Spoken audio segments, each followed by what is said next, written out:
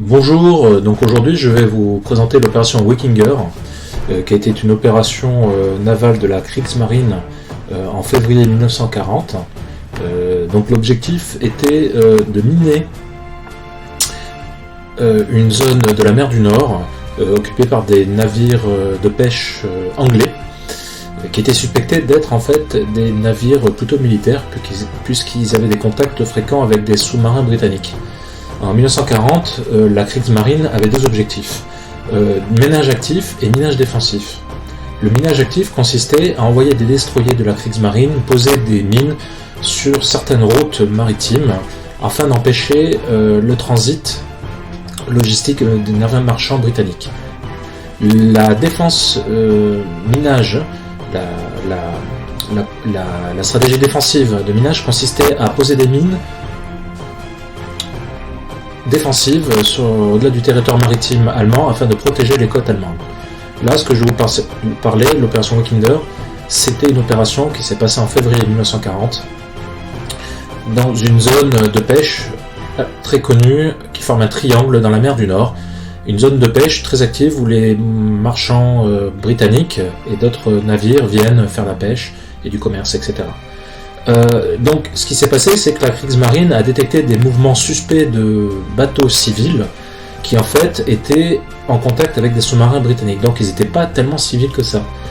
La Kriegsmarine a décidé d'envoyer une flottille de 6 destroyers dès février 1940 afin de les intercepter. Le problème, c'est qu'il s'est passé un terrible incident. Effectivement, la First Destroyer, donc la flottille de destroyers allemands, consistait en 6 destroyers. Malheureusement, ce jour-là, à cause d'erreurs de commandement et surtout de coordination entre la Luftwaffe allemande et la Kriegsmarine, un bombardier allemand HE-111 a bombardé par erreur un destroyer de la flottille, ce qui a coulé ce navire. Également, un autre destroyer est venu à la rescousse du premier destroyer coulé et s'est pris une mine, excusez-moi le terme, et donc a sombré également. Il y a eu plus de 519 marins morts et 2 destroyers détruits dans l'histoire. C'est quand même une grosse perte pour l'Allemagne pour une erreur. Alors je vais vous décrire comment ça s'est passé. Donc comme je le disais, en février 1940, la flottille de 6 destroyers allemands se met en route vers la zone cible. Et une fois arrivé sur place, un bombardier s'approche des marins sur un des destroyers, donc qui s'appelle, je vais vous dire le nom. Alors, le mast. Alors, excusez-moi, je recherche le nom. Le Leberest Mast, voilà. Donc, les marins ont entendu un bruit de bimoteur, et ils ne savaient pas ce que c'était, et malgré le bruit des turbines, ils se sont rendus compte qu'en fait c'était un bombardier, mais ils ne savaient pas si c'était un bombardier allemand ou ennemi. Donc, le bombardier a survolé une fois la flottille, toujours pas identifié, malgré qu'il était plutôt à basse altitude, et une deuxième fois il est repassé dans le sens inverse, comme pour faire signe ou pour un moment de reconnaissance. Et là, les marins ont décidé que c'était un bombardier ennemi. Donc, le deuxième et troisième destroyer de la flottille ont ouvert le feu avec leur canon de 20 mm sur le bombardier inconnu. Le bombardier étant pris pour cible, a pensé que les destroyers étaient ennemis et les a mitraillés. Donc là, je pense que les hostilités étaient ouvertes. Chaque camp, chaque partie, si vous voulez, pensait que l'un était l'ennemi de l'autre, si vous voulez. Ils étaient ennemis tous les deux, plutôt. Et donc là, un terrible concours de circonstances est survenu. Le bombardier est revenu à sa base et ensuite est revenu armé afin de bombarder. Le Leberest Mast a été bombardé une première fois. Le HE-111, Heinkel 111 allemand, a fait un premier passage avec 3 bombes. Une des bombes a touché le Leberest Mast et ceci a suffi quasiment à le couler puisqu'il a refait un second passage et il a renvoyé une autre bombe. Et la deuxième bombe a ouvert le Leberest Mast, donc le nom du destroyer, en deux. C'est-à-dire qu'il était coupé en 2 parties et en moins de 2 minutes, il a coulé. Avec quasiment tous ses marins à bord, ceux qui sont jetés par-dessus bord ont malheureusement pas pu être tous récupérés, je vais vous expliquer pourquoi. Qu'est-ce qui s'est passé ensuite? Les autres destroyers de la flottille allemande, voyant que le premier destroyer, le Leberest Mast, a été très touché, viennent à la rescousse. Malheureusement, le Max Schultz, donc un autre destroyer, en voulant venir à la rescousse, s'est pris une mine et a commencé à couler. Avec tous les marins à bord. Je dis bien que tous les marins à bord du Max Schultz ont péri, ont pu être sauvés. Les autres destroyers ont tenté de venir à la rescousse, mais il y a eu un signalement de sous-marins. Des marins ont aperçu un sous-marin, non loin de là, et ils étaient persuadés que c'était un navire britannique. Alors la priorité, c'était de couler ce sous-marin.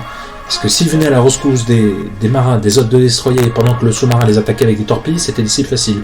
Donc malheureusement, ils ont dû abandonner les survivants en mer. Et je vous rappelle que en plein hiver, en mer du Nord, il y a une durée d'espérance de vie de à peine quelques minutes.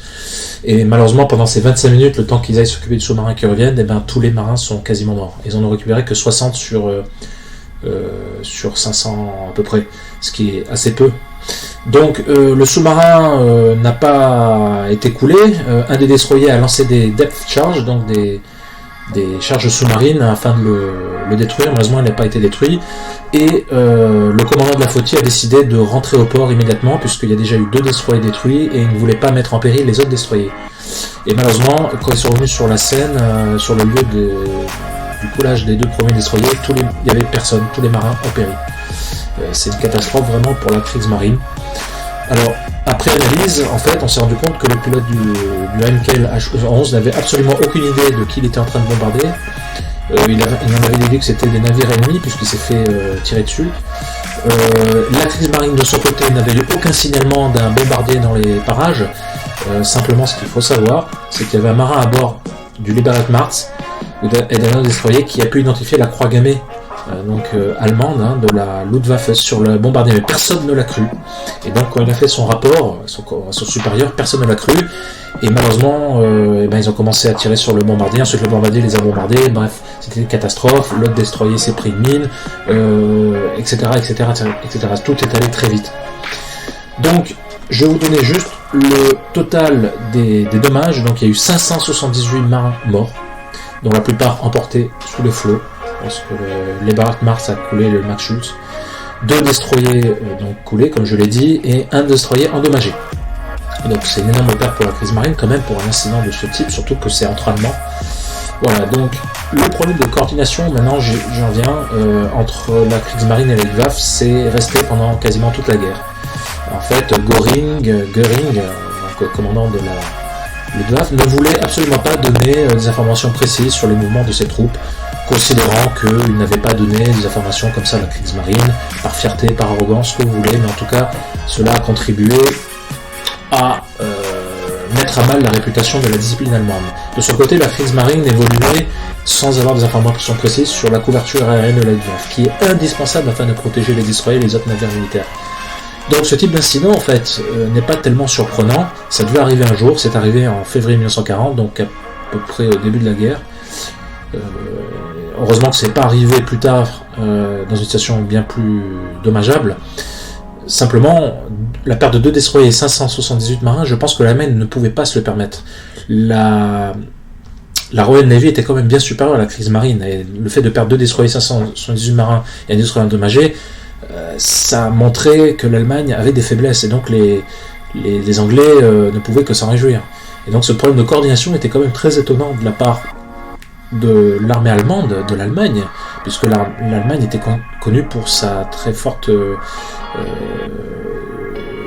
logistique et sens de la coordination, et je pense que c'est un incident qui mériterait d'être plus connu.